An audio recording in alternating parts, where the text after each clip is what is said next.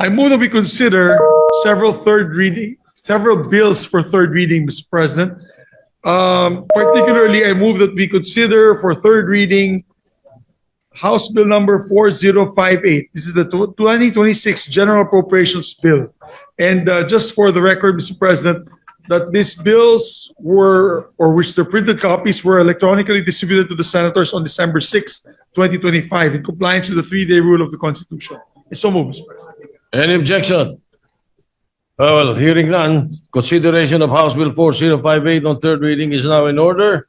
The Senate Secretary is directed to read the title of the bill and proceed with the roll call vote.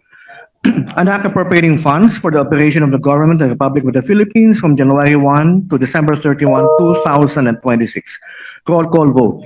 The Honorable Senator Aquino, Senator Cayetano Alan, Senator Cayetano Pia, Senator De La Rosa, Senator Ejercito, Senator Escudero, Senator Estrada, Senator Gatchalian, Senator Go, Senator Antiveros, Senator Lacson, Senator Lapid, Senator Legarda, Senator Marcoleta, Senator Marcos, Senator Padilla, Senator Pangilinan, Senator Tulfo Erwin, Senator Tulfo Rafi, Senator Villanueva, Senator Villar Camille, Senator Villar Mark, Senator Zubiri, Senate President Soto III.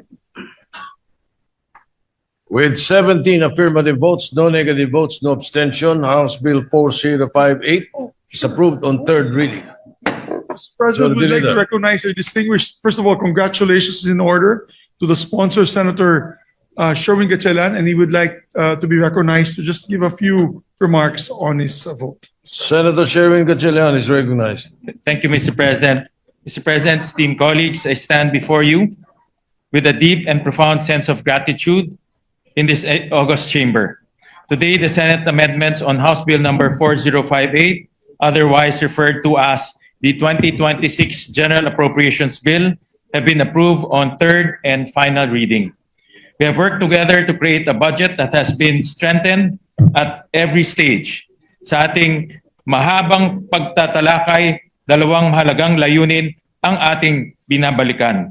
Una, ang pagpapalakas ng mga programa ng pamahalaan para matugunan ang pangangailangan ng ating mga kababayan. Pangalawa, panatilihing bukas at matibay ang ating proseso laban sa anumang anyo ng korupsyon. Through our collective work, the 2026 budget is now more transparent, more disciplined, and more accountable than before. I present to this chamber the highlights of this measure. Magsimula tayo sa edukasyon. Ang pinaglaanan natin ng pinakamalaking pondo sa susunod na taon. The education sector budget remains at 4.5% of GDP and stands at 1.37 trillion pesos. This is 91.24 billion pesos higher than the amount in the House GAB. There are 4 improvements that I am proud to highlight. First is the augmentation to the funding classroom construction. This measure allots 65.9 billion pesos, which is 19.2 billion pesos higher than the GAB. This will fund the construction of more than 24,000 new classrooms. And I thank Senator Bam Aquino for spearheading the CAP bill, and this will bode well with the deliberations of the Classroom Acceleration Program bill.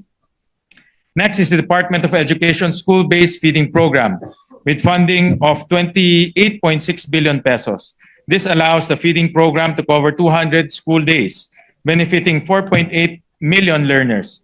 Within this budget, 2.9 billion has been transferred to the Philippine Carabao Center and the National Dairy Authority for the program's milk feeding component. This transfer accomplishes 2 goals. First, it provides vital nutrition to wasted and stunted learners. Second, it ensures that the milk used in the program will be sourced locally, supporting our dairy cooperatives and farmers.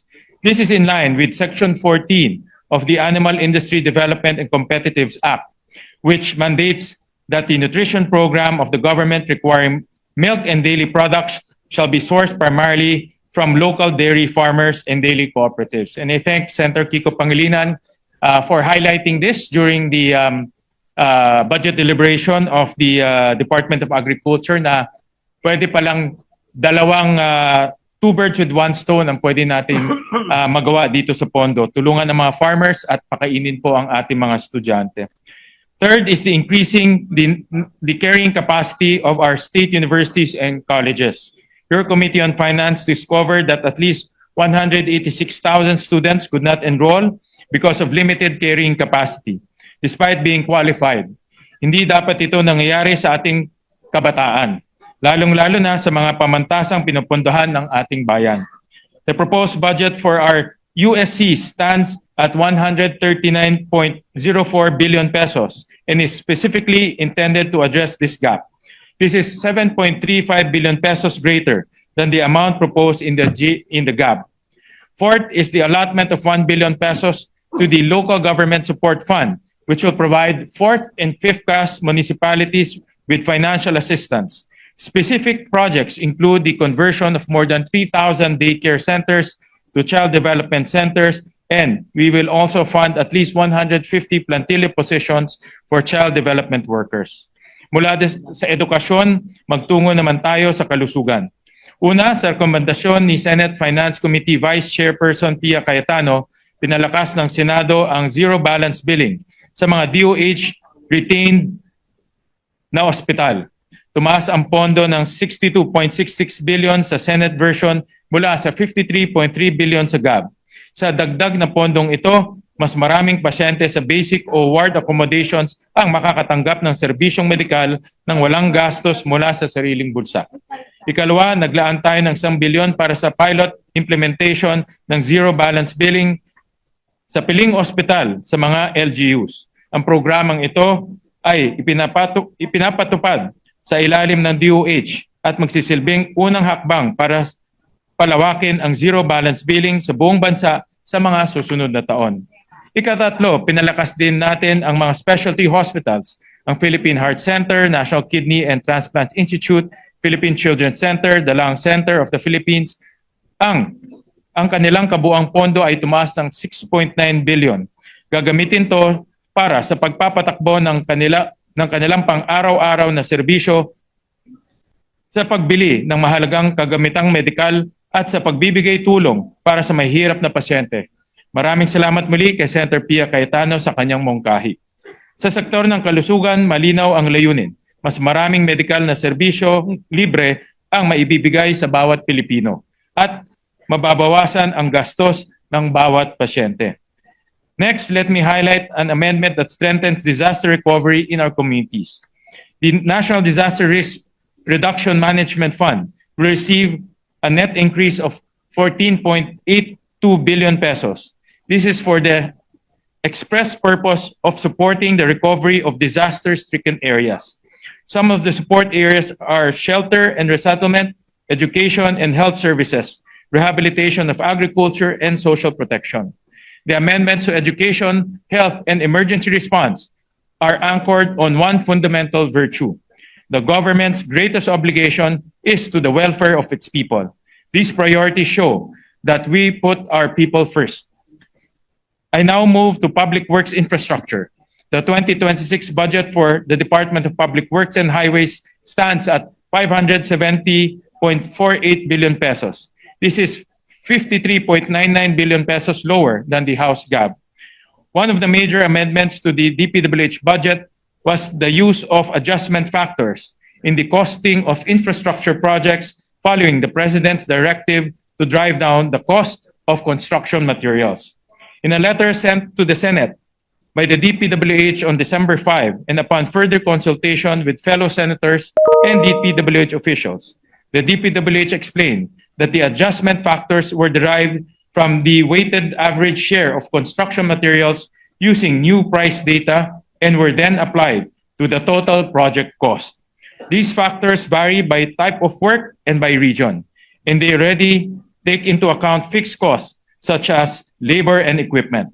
This methodology was applied to all infrastructure projects in the GAB with defined work types.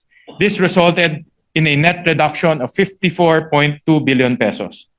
As an added safeguard against ghost projects, all infrastructure projects must now have station numbers and specific coordinates. Mr. President, these are some of the highlights of the Senate version of the 2026 national budget.